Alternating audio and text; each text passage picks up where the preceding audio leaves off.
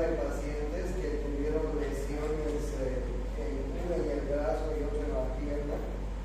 Llegaron al hospital y los médicos que les atendieron les hicieron buenas suturas, porque presentaban heridas tanto en el antebrazo como en la pierna.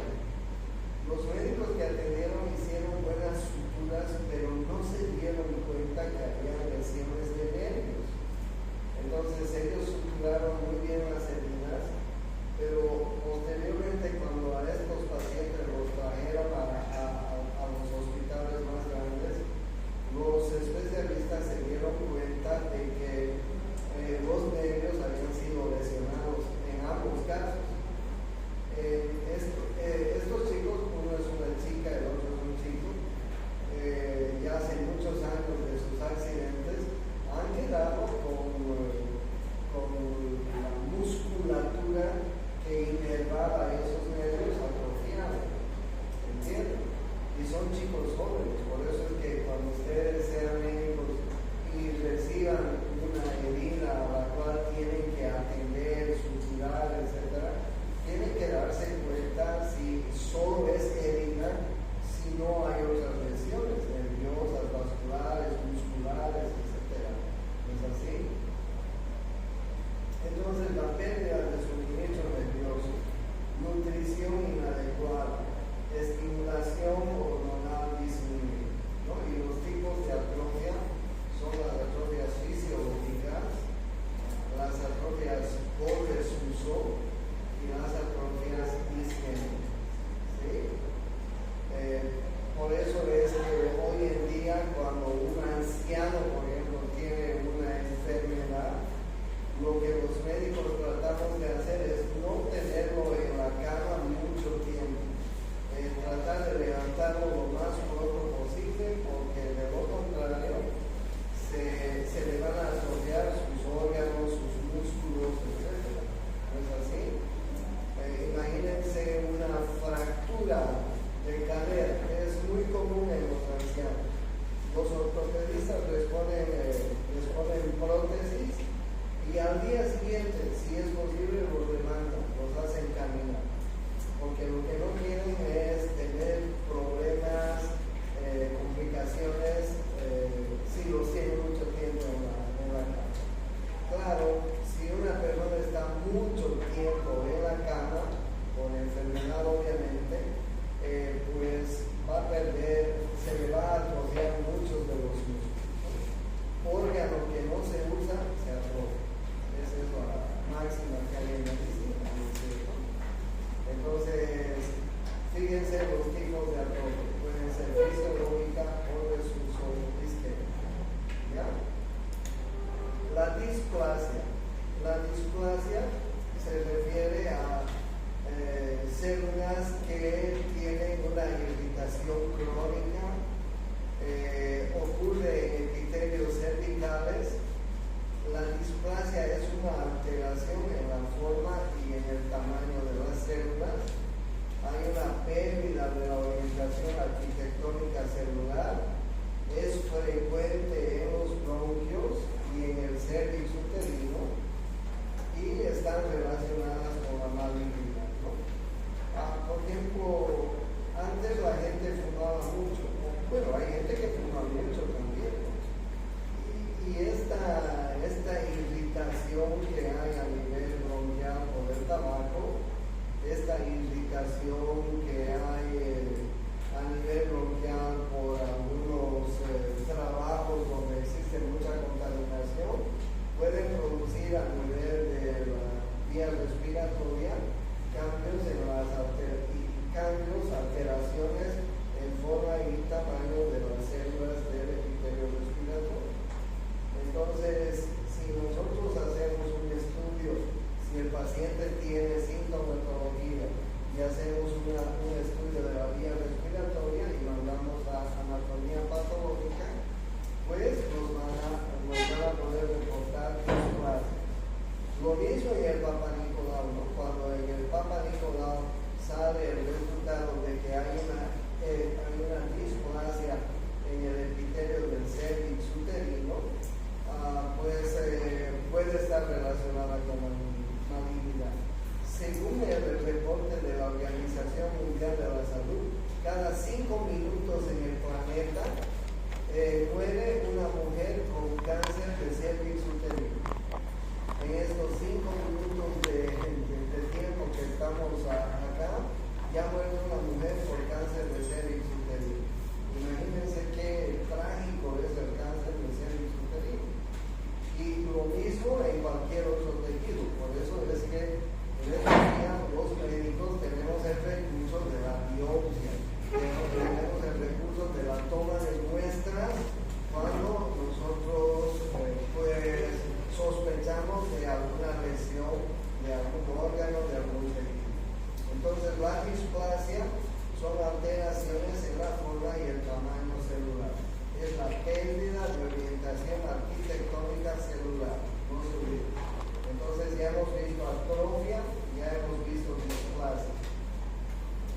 La hipertrofia es el aumento del tamaño celular y el número de células también, ¿no? Pueden haber hipertrofias fisiológicas, por ejemplo, los que hacen fisiculturismo y van aumentando su masa muscular, ¿no es cierto? Pues es una hipertrofia fisiológica, ¿no? Pero también puede haber hipertrofias patológicas, como ustedes están viendo. Por ejemplo, una insuficiencia cardíaca con hipertrofia ventricular, por hipertensión, por chagas, por una valvulopatía, etc., podría producir el aumento del tamaño de las células y el número de las células. ¿Okay? El número de organelos y mitocondrias también aumenta. Por eso es que los órganos que tienen hipertrofia, por ejemplo el corazón, cuando el corazón se hipertrofia, aumenta el número de organelos, es decir, requiere más oxígeno el corazón cuando sea grande, cuando se hipertrofia. Pero la irrigación que recibe el corazón es una sola, es decir, no aumenta la irrigación. Por eso es que cuando el corazón aumenta de tamaño, sigue recibiendo la misma cantidad de sangre. Por eso que un corazón hipertrofiado sufre porque no recibe una cantidad adecuada de sangre y por lo tanto de oxígeno, a pesar del aumento del cuerpo. No es lo mismo con la hipertrofia fisiológica, ¿no? La hipertrofia fisiológica es el aumento de la masa muscular que hay en los atletas, en los que hacen ejercicio, fisiculturismo, etc. Bueno, entonces esta es la hipertrofia, no se lo olvide, atrofia, displasia, hipertrofia. ¿Okay?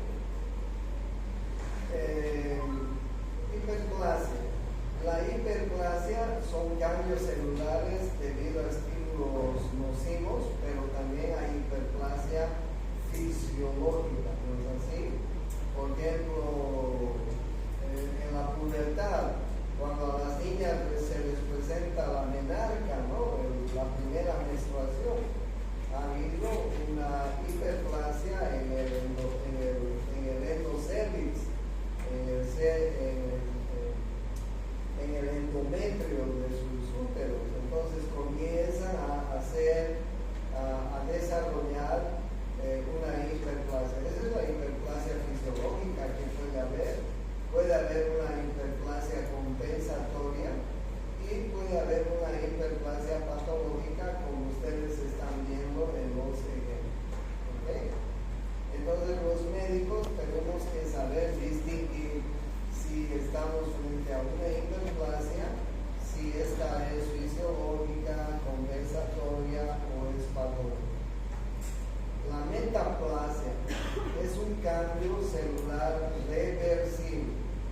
Es una adaptación celular conveniente, el tipo celular reemplazada por la de otro tipo, y está muy estrechamente relacionada con el cáncer. Si nosotros recibimos un informe de un Papa Nicolau del epitelio del cervix uterino, imagínense el cervix, el epitelio del cuello del útero, que está al fondo de la vagina. Normalmente ese epitelio es cilíndrico.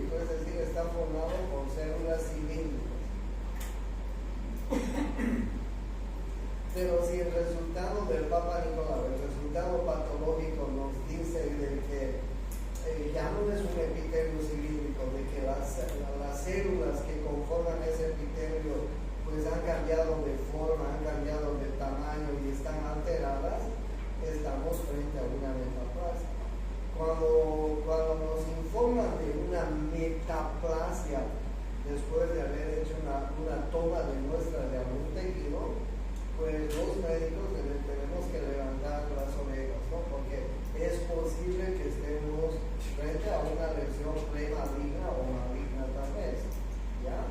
Entonces las metaplasias están estrechamente relacionadas con el cáncer. Bueno.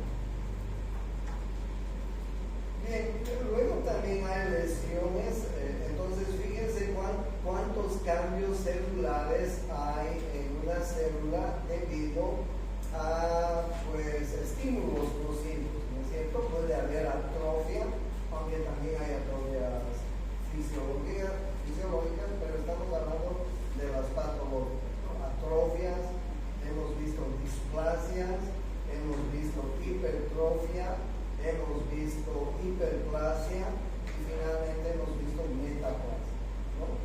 Y hay una más, la anaplasia. La anaplasia es cuando pues las células hay un caos celular en ese tejido, ¿no? Han cambiado totalmente de forma, de número, hay una gran alteración en ese tejido, ya estamos frente a un probablemente cáncer seguro. ¿Okay? Bien, la lesión o muerte celular debido a falta de oxígeno puede ser por isquemias, por trombosis, por embolismos, por infartos, por necrosis, por muerte somática. ¿Ya? ¿Qué es una isquemia? Una isquemia, como ustedes están viendo, es pues una es la disminución de la irrigación sanguínea a un tejido, ¿sí? La disminución del aporte sanguíneo a un tejido. Generalmente cuando hay isquemias son los tejidos más nobles que tenemos, ¿no? Por ejemplo, puede haber una isquemia cerebral, puede haber una isquemia cardíaca, puede haber una isquemia hacia los riñones, hacia los pulmones, etc. Entonces, miren, ateroesclerosis. Hay que distinguir. La ateroesclerosis es cuando un vaso sanguíneo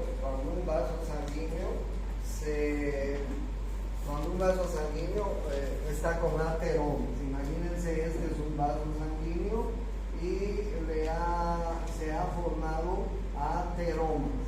Ateromas son placas de grasas, de lípidos, de ácidos grasos que se forman en el endotelio del vaso sanguíneo. Entonces imagínense si hay un ateroma en una arteria coronaria, por ejemplo, imagínense. Entonces, claro, el flujo sanguíneo va a estar disminuido en ese lugar donde se forman los ateromas. ¿Ok? Esa es una ateroesclerosis.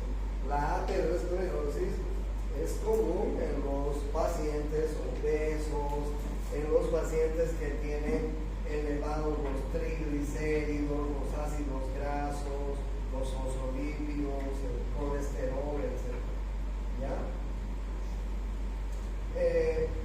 También en la angina de pecho, ¿no? Hay pacientes que tienen un espasmo vascular en las arterias coronarias, que es transitorio, un preinfarto si ustedes quieren, ¿no?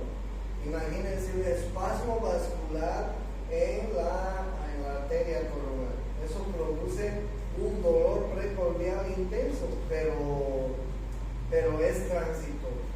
No es como el infarto, que dicen que el dolor del infarto del corazón es como una puñalada en el precordio, como una puñalada que atraviesa todo el pecho, todo el tórax y que se irradia hasta la lesión escapular.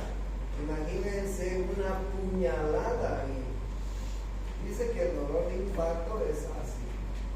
Entonces, una angina de pecho puede producir ese tipo de dolor, pero transitorio. ¿Ok?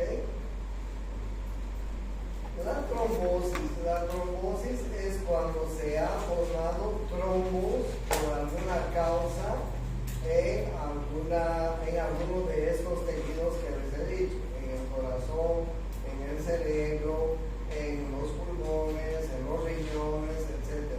Un trombo, un coágulo de sangre, ¿sí? Pueden ser traumas, pueden ser aterosclerosis o pueden ser otros factores. Pueden deberse los trombos a una ruptura de la capa íntima de los vasos y del endocardio. Imagínense que se ha formado un ateroma en el endotelio de un vaso sanguíneo. Un ateroma es una placa de grasa. Imagínense que esta placa de grasa se desprenda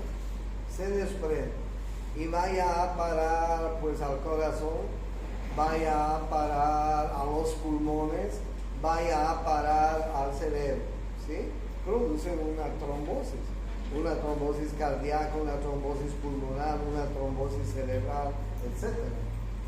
Entonces, una trombosis, como ustedes están viendo, es un coágulo. Puede ser un coágulo de sangre, puede ser un coágulo de una placa grasosa, de un ateroma, etc. Entonces, en la ruptura de la capa íntima de los vasos y del endocardio es muy frecuente la formación de trombosis. Cuando se forman trombos, además hay una agregación plaquetaria que va a aumentar el trombo y va a aumentar la obstrucción de los vasos sanguíneos. Bueno, porque cuando hay un trombo se activa el mecanismo de la coagulación. Entonces aumenta el trombo, la obstrucción de los vasos sanguíneos. Y los trombos pueden ser arteriales y pueden ser venosos, como ustedes están. El trombo y el émbolo son parecidos. Un trombo puede ser por una placa aterosclerótica y un émbolo generalmente es un coágulo sanguíneo. ¿Okay? Nosotros cuando tenemos un accidente vascular cerebral, por ejemplo, ha habido una obstrucción de un vaso sanguíneo, de la arteria cerebral anterior, de la arteria cerebral media, de la arteria cerebral posterior. Imagínense una rama de estas arterias, ha habido una obstrucción. Normalmente decimos accidente vascular cerebral cuando ha habido obstrucción. Podemos decir también tromboembolismo. Podemos decir tromboembolismo pulmonar, tromboembolismo cardíaco, tromboembolismo cerebral, porque exactamente no sabemos si ha sido una placa de grasa o un coágulo sanguíneo que se ha disparado y ha ido a obstruir un vaso sanguíneo. Entonces, el trombo generalmente es sanguíneo, pero también pueden haber trombos de grasas, como ustedes están viendo. Y generalmente afectan a los lechos vasculares pulmonares, produciendo embolias pulmonares, embolias cerebrales, embolias cardíacas, ¿ya? Entonces, esto, no se olviden, trombos, émbolos, etc. Y finalmente, la lesión o muerte celular debido a falta de oxígeno. Eso se llama infarto. Los infartos, que pueden ser por varios tipos, ¿no? Pueden ser infartos hemorrágicos, infartos pálidos, infartos con vegetaciones bacterianas, infartos sépticos y finalmente gangrena, ¿sí? O sea, todos estos cuadros pueden producir una falta de irrigación sanguínea hacia un diferente tejido. ¿Qué es un infarto del corazón? Un infarto del corazón es cuando una rama de las arterias coronarias, bien sea derecha, bien sea izquierda, una de sus ramas, imagínense la coronaria izquierda, tiene una rama que se llama la descendente anterior. Imagínense que la descendente anterior se ha obstruido. La descendente anterior irriga la parte anterior del corazón y el vértice del corazón. Si pasa mucho tiempo en que se produzca ese infarto, ese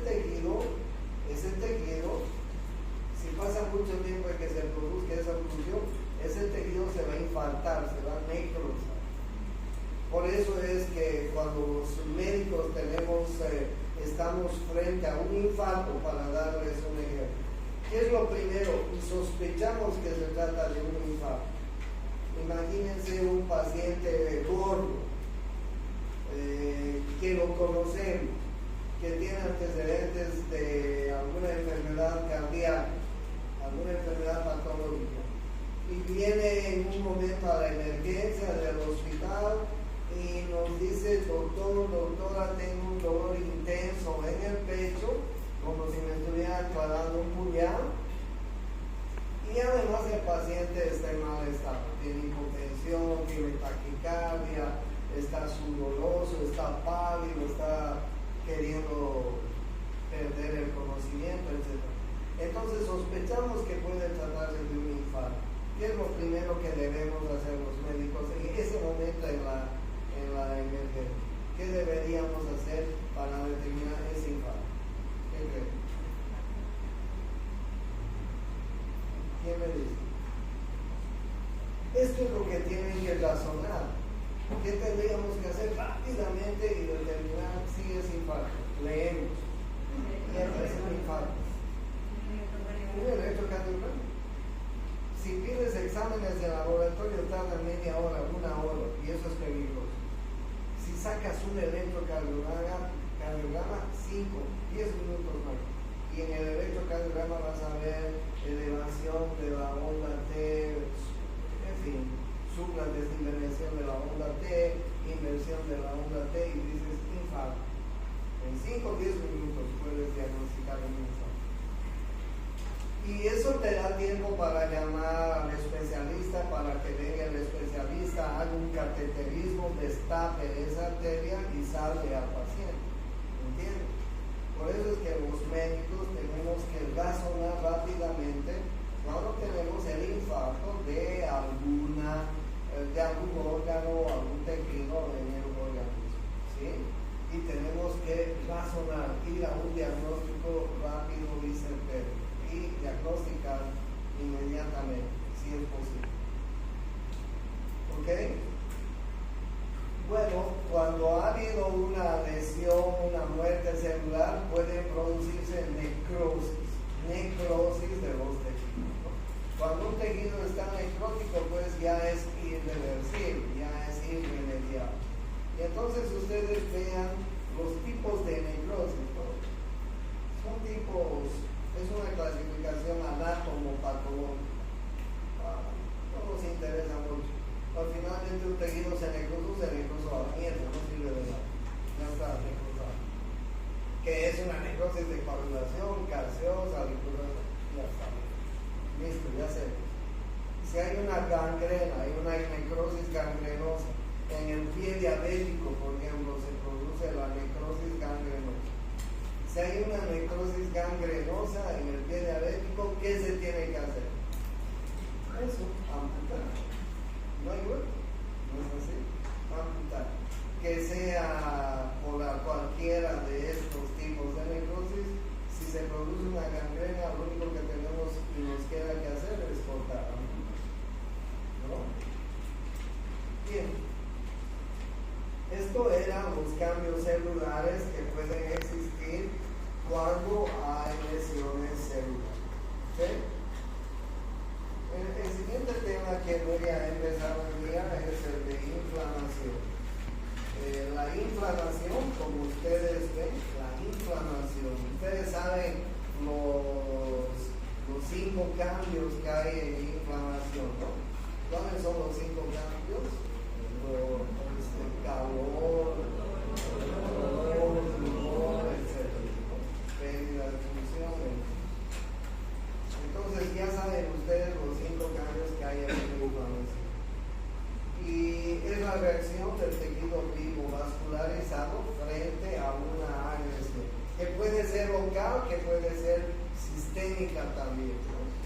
Por ejemplo, qué sé yo, una reacción alérgica grave por una picadura de una abeja y que desencadena una reacción alérgica generalizada. Eso es una inflamación generalizada, ¿no? No solamente puede ser una agresión local, puede ser una agresión sistémica. Entonces miren ustedes los tipos de heridas que podemos tener mecánicas de tipo físicas y que están relacionadas con una inflamación, ¿no? Pueden ser incisiones, contusiones, abrasiones, laceraciones, punciones por arma de fuego, abulsión, etc. Miren ustedes las heridas mecánicas que pueden producir un proceso inflamatorio, una reacción inflamatoria. Cualquiera de ellas, ¿no? Hagan una incisión con bisturí, a continuación va a haber una reacción inflamatoria. ¿No es así? Pues y agentes físicos, pueden ser agentes microbianos, agentes químicos y tóxicos, agentes térmicos, irradiación y luz ultravioleta. ¿Ya? La inflamación puede ser aguda, que tiene fase vascular y celular, y también hay inflamaciones crónicas, ¿no? Que se las denomina granulomatosis. Bueno, las causas más comunes de inflamación son las infecciones, los traumas físicos, los agentes mecánicos con irritación de tejidos y las reacciones inmunológicas, ¿no? Las causas más comunes de inflamación. Y nos damos cuenta, ¿no? Si tenemos una infección, cualquiera que ella sea, una faringoamigdalitis producida por una bacteria, nos produce inflamación, ¿no? Por eso es que cuando estamos con una faringoamigdalitis nos duele la garganta, tenemos dificultad para tragar la saliva, los alimentos sólidos, líquidos, en fin. Cualquier tipo de inflamación infecciosa, pues nos va a dar una reacción. Los traumas físicos, por supuesto, ¿no? Por supuesto. Imagínense, qué sé yo, una cortadura, un aplastamiento. Vemos tantos accidentes que suceden acá en nuestro medio, ¿no? Accidentes de tránsito sobre todo. Dice, se volcó una flota, hay 30 heridos, pero nunca hemos magnificado los heridos, ¿no? Son heridos graves en muchas ocasiones, heridos que han perdido un miembro, heridos que tienen fracturas, heridos politraumatizados, heridos con traumatismos encefalocranianos, en fin. O sea, decir 30 heridos, pues pasa desapercibido, ¿no? Pero miren ustedes un herido grave, un herido con politraumatismo. Imagínense esa persona, qué tiempo va a tardar en recuperarse. Imagínense una persona que tenga fracturas múltiples. ¿Qué tiempo tarda en curar una fractura? Imagínense una fractura de pelvis, una fractura de fémur y una fractura de lo que sea. No se cura la fractura de la noche a la mañana, ¿no es cierto? Hay que operar, hay que poner placas, hay que poner tornillos, pelos, en fin, lo que nos ponen los ortopedistas, los traumatólogos. Y eso no se cura en un día, en 2 días, son meses de recuperación. Entonces los traumas físicos son muy importantes.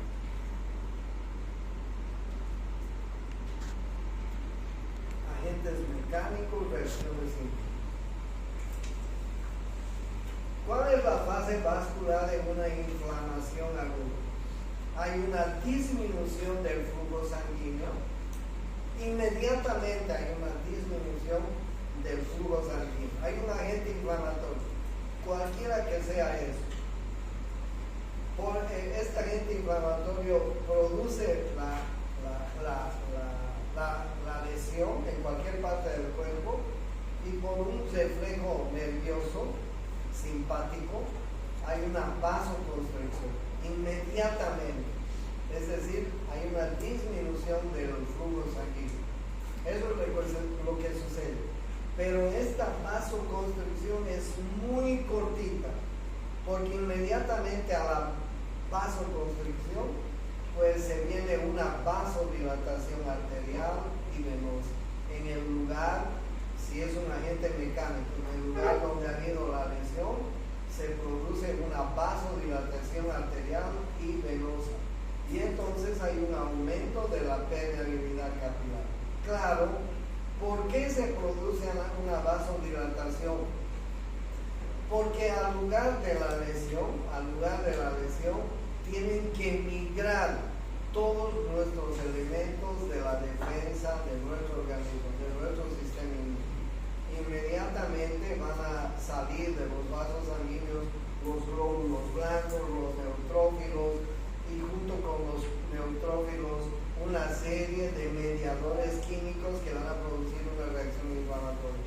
Citocinas, complementos, anticuerpos, en fin, una serie de elementos que tienen que ir a producir una lesión inflamatoria, a tratar de encapsular al agente inflamatorio. ¿Sí? Entonces, en la inflamación aguda, primero hay una lesión, una fase vascular. Inmediatamente una vasoconstricción que dura muy poco, que es muy corta, pero luego hay una vasodilatación. Y esta vasodilatación es importante porque va a producir la migración hacia el lugar de la inflamación de nuestros elementos de defensa. Todos los glóbulos blancos, citocinas, mediadores proinflamatorios que intervienen en el proceso inflamatorio. La fase celular tiene varias etapas, ¿no? La marginación y pavimentación, la migración de nuestras células de defensa, el reconocimiento de la noxa, del elemento que nos está produciendo la inflamación, y si es posible inmediatamente la fagocitosis, ¿no? Y la reacción inflamatoria. Entonces miren ustedes si hay una lesión.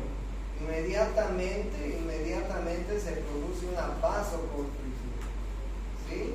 Se cierran los vasos, pero a continuación se produce la vasodilatación, y la vasodilatación es con el objeto de que migren hacia el lugar de la lesión todos los elementos que intervienen en este proceso inflamatorio, ¿no?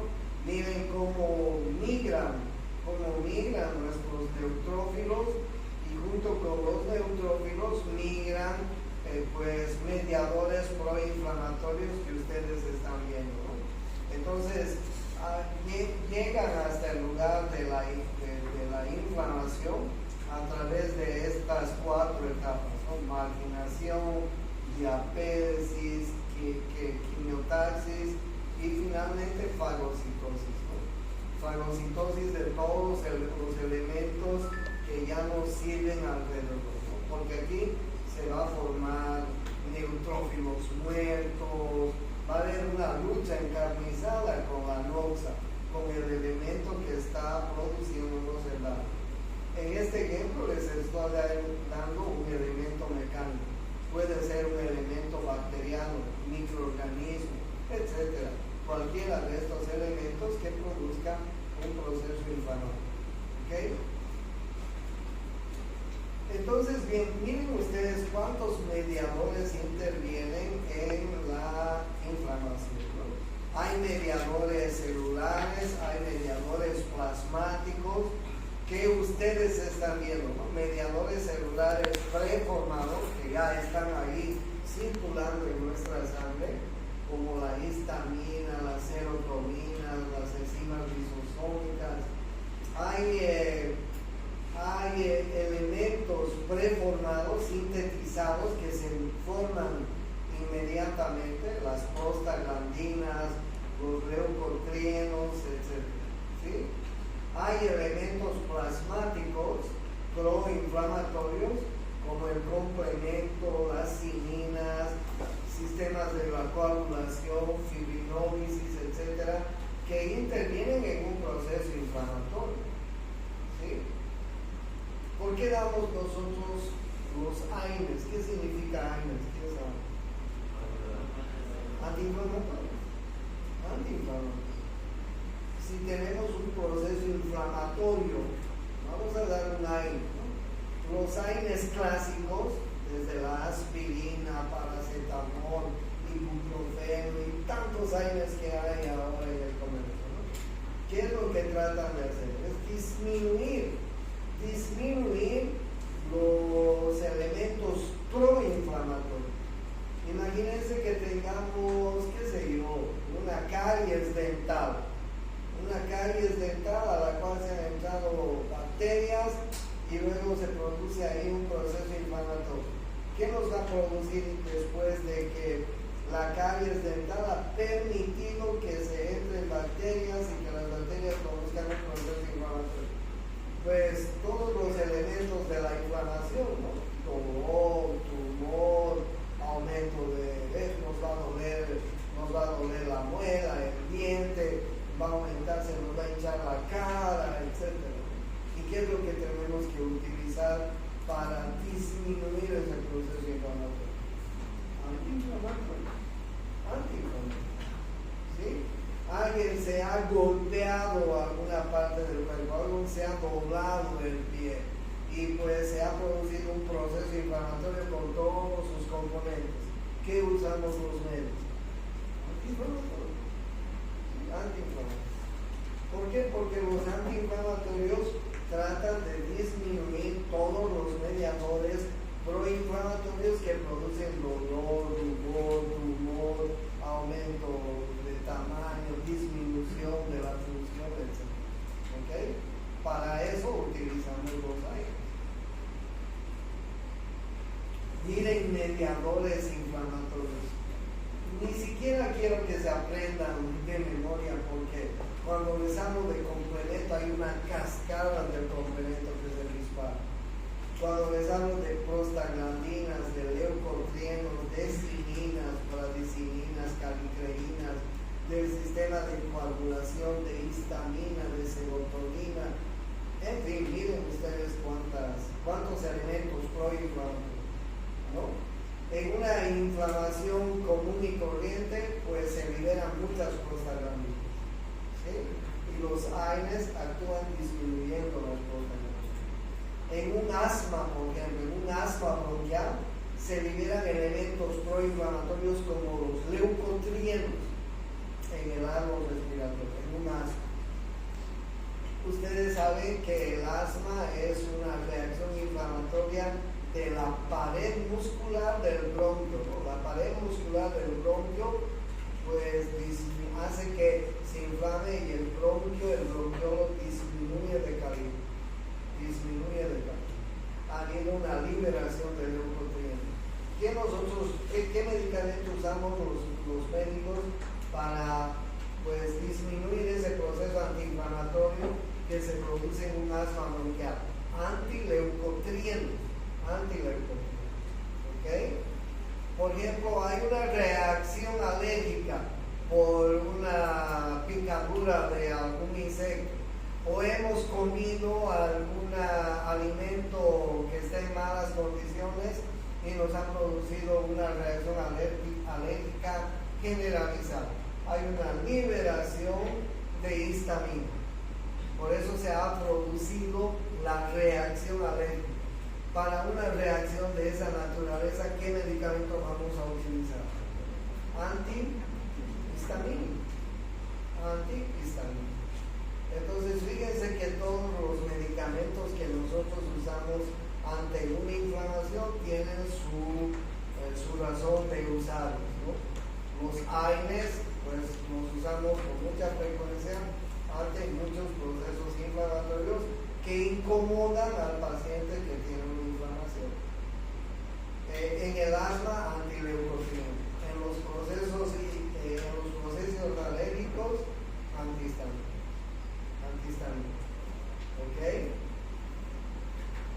Por eso les decía, no, ni siquiera quiero que se aprendan de memoria, porque cuando se libera el complemento hay una cascada de complementos. Porque miren ustedes cómo se libera una serie de estas moléculas que las han llamado complemento, ¿no? Y pues se libera la cascada del complemento, que son moléculas proinflamatorias que van a producir todos los elementos de una inflamación. Y esta cascada del complemento es por vía clásica y por vía alterna. Y miren ustedes la reacción química que hay en el complemento. Tremendo, ¿no?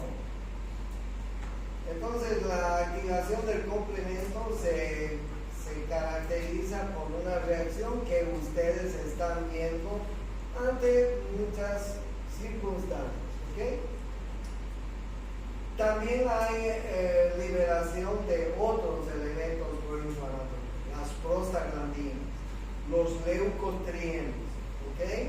Las prostaglandinas se liberan en inflamaciones corrientes comunes.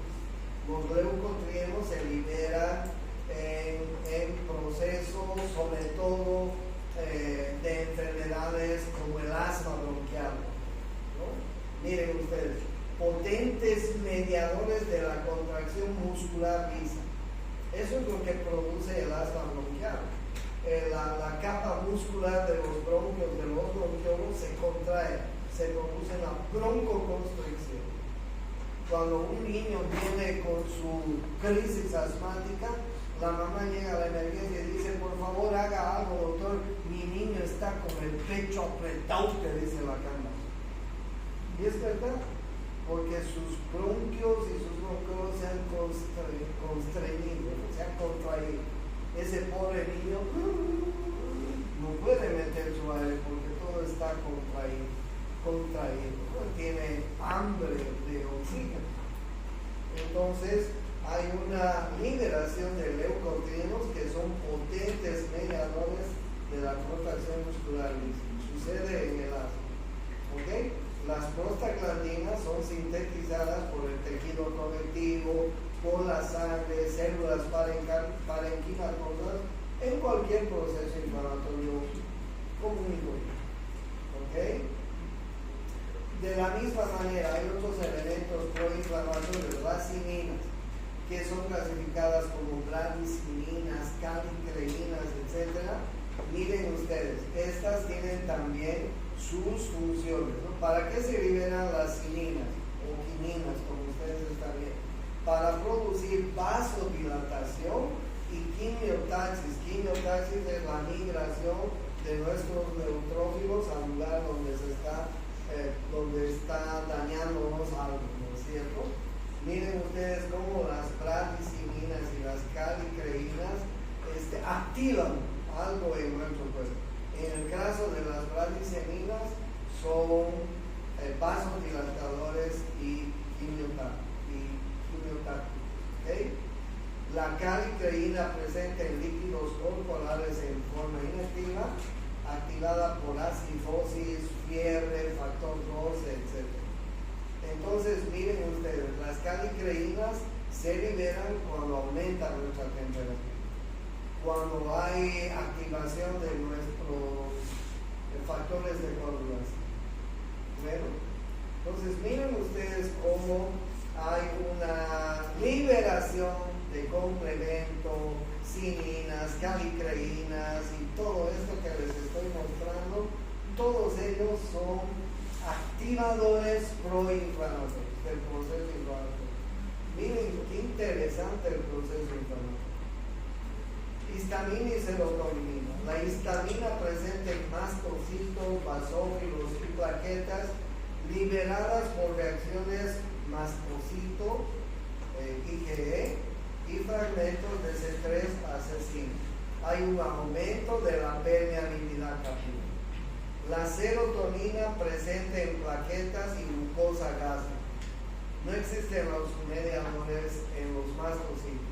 Mediador mayor de la permeabilidad capilar. Por ejemplo, en una irritación gástrica, en una gastritis, en una úlcera, donde hay una activación intensa de ácido clorhídrico, se produce liberación de serotonina. ¿Ok? Las linfocinas o linfoquinas son sustancias liberadas por linfocitos T, principales en reacciones inmunes. Inducen a la quimiotaxis para polimorfonucleares y macrófagos. Los rizosomas de neutrófilos contienen proteínas y proteasas. Activan la vía alterna del complemento. Aumentan la permeabilidad vascular, la quimiotaxis y la vasodilatación. Miren cómo todos estos mediadores proinflamatorios tienen su reacción, tienen su por qué se van a liberar. ¿Okay? ¿Cuáles son los elementos proinflamatorios que producen vasodilatación? Las prostaglandinas. ¿Cuáles son los elementos que aumentan la permeabilidad capilar? Ahí ustedes tienen, ¿no? Las aminas vasoactivas, el complemento 3A y complemento 5A, las bradicininas, los leucotrienos. ¿Cuáles son los elementos proinflamatorios que producen quimiotaxis? Ahí ustedes tienen los elementos proinflamatorios, ¿no? ¿Cuáles son los elementos proinflamatorios que producen fiebre? Los pirógenos endógenos y las prostaglandinas.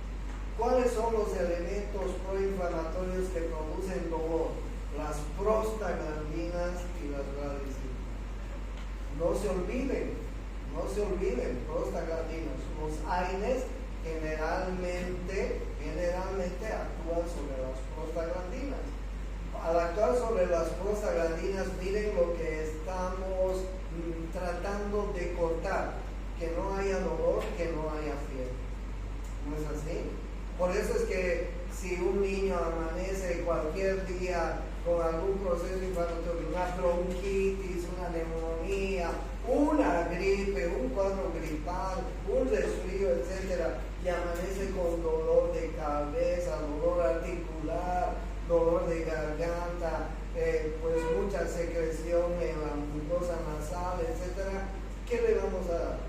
Un paracetamol, un ibuprofeno para que se le pase el dolor de cabeza, el dolor de los huesitos, de los músculos, para que disminuya la fiebre, etc. ¿Sí? Entonces, miren ustedes que cada uno de los mediadores proinflamatorios tienen su razón de ser. Por eso es que en una inflamación hay tantos mediadores proinflamatorios. ¿Ok? Y cada uno de las enfermedades produce diferentes tipos de reacciones inflamatorias. Por ejemplo, las enfermedades autoinmunes, una artritis reumatoidea, por ejemplo, un lupus, por ejemplo, producen inflamaciones crónicas de las articulaciones de los diferentes tejidos. ¿No es así? Bueno, entonces hay inflamaciones agudas, hay inflamaciones crónicas. Y nosotros utilizamos muchos medicamentos, una gama de medicamentos para pues interrumpir la liberación de estos mediadores y para pues mejorar el bienestar de nuestros pacientes. ¿Entiendan lo que es? ¿Cuál es la evolución de una inflamación aguda? Pues en la mayor parte de los casos hay una resolución completa. Si ha habido una herida, una lesión externa, puede terminar en cicatrización, pueden formarse abscesos, ¿no es cierto? O pueden ir a la inflamación. ¿Ok? Claro, pueden formarse abscesos después de un proceso inflamatorio. Generalmente, o muchas veces sí. ¿No es cierto? Imagínense una inyección en el glúteo con una jeringa contaminada. Suele pasar que por alguna razón hemos contaminado la aguja, hemos puesto una inyección en el glúteo, en la nalga, y ha producido una reacción inflamatoria, mucho dolor al paciente, y a los pocos días aparece un absceso. ¿Sí? Entonces es una pues, reacción posterior a una inflamación. Pero ustedes saben que en medicina, si tenemos un absceso, ¿qué se hace? Hay que drenar. Absceso drenado, absceso curado. Esa es la máxima medicina. ¿Es así? En fin, entonces todos estos mediadores que yo les estoy contando producen pues los signos cardinales de la inflamación que todos conocemos, ¿no? Y esa es la razón por la cual muchos de nuestros pacientes llegan a la consulta, ¿no es así? Muchos pacientes llegan porque tienen dolor, porque tienen fiebre, porque tienen, pues, si es un proceso local, rubor, calor, dolor, tumefacción, pérdida de funciones. Estos son los 5 signos cardinales de la inflamación.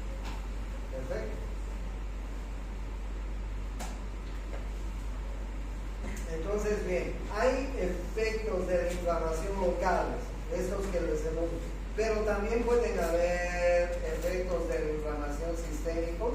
Sí, fíjense, linfadenopatía, fiebre, aumento de la velocidad de eritrosedimentación y leucocitos. Cuando los médicos tenemos un proceso inflamatorio, antes de revisar el lugar donde hay un proceso inflamatorio, vemos si hay aumento de ganglios linfáticos. ¿No es cierto? Viene alguien a la consulta y dice: doctor, me duele la garganta, doctor, me duele el oído, doctor, me duele pues cualquier parte de la cara. Venga, ganglios, ¿ok? ¿Por qué revisamos los ganglios? Los ganglios linfáticos normalmente tienen el tamaño de un grano de arroz, o sea, no los palpamos. Pero cuando se agrandan, quiere decir que ahí están madurando formas jovencitas de glóbulos blancos. ¿Y cómo se agrandan los ganglios linfáticos?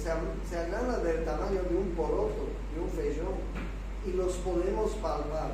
Cuando palpamos ganglios en alguna región, significa que hay un aumento de glóbulos blancos jovencitos que se están preparando para ir a la batalla, que cerca hay una batalla. Es como el cuartel. ¿Alguien ha ido al cuartel? No he ido al cuartel, qué cagada. Bueno, cuando vamos al cuartel, nos enseñan pues a prepararnos para cuando hay para la guerra, digamos, ¿no? Técnicas de batalla, de combate, manejar armas, etc. ¿no? Pues un ganglio linfático es lo mismo. Un ganglio linfático, cuando está aumentado de tamaño, pues significa que hay glóbulos blancos jovencitos que están madurando rápidamente. Si una mujer está dando de lactar a su bebé y de pronto hace un absceso en la mama, buscamos ganglios axilares. ¿Sí? Buscamos ganglios axilares. Si un joven viene y nos dice: ¿sabe qué, doctor? Hace 2 semanas me fui con mis amigotes de una casa de chicas así medias raras y tuve una relación sexual extraña y ahora pues me ha salido una lesión en mi pene y tengo pus. Pues antes de revisar el pene tenemos que revisar los ganglios inguinales. Si una mujer nos dice: tengo un flujo intenso transvaginal, pues revisamos ganglios inguinales. O sea, nosotros los médicos, antes de revisar el lugar donde pues, nos están refiriendo que hay alguna reacción inflamatoria, revisamos ganglios. Si los ganglios están aumentados de tamaño, pues sí, es una inflamación y probablemente haya incluso una infección. ¿Okay? Por eso que dentro de las reacciones inflamatorias sistémicas, la linfadenopatía es muy importante, producen fiebre, producen aumento de la velocidad de eritrosedimentación. Si hacemos un hemograma en ese paciente, el reporte de laboratorio nos va a decir aumento de la velocidad de eritrosedimentación por encima de parámetros normales y hay leucocitosis, aumento de los glóbulos blancos. ¿Cuánto es el número de glóbulos blancos normalmente en la sangre? 5.000 a 10.000. Si nos reportan 13.000 glóbulos blancos, pues hay una leucocitosis. Y eso es, pues nos están certificando que hay un problema.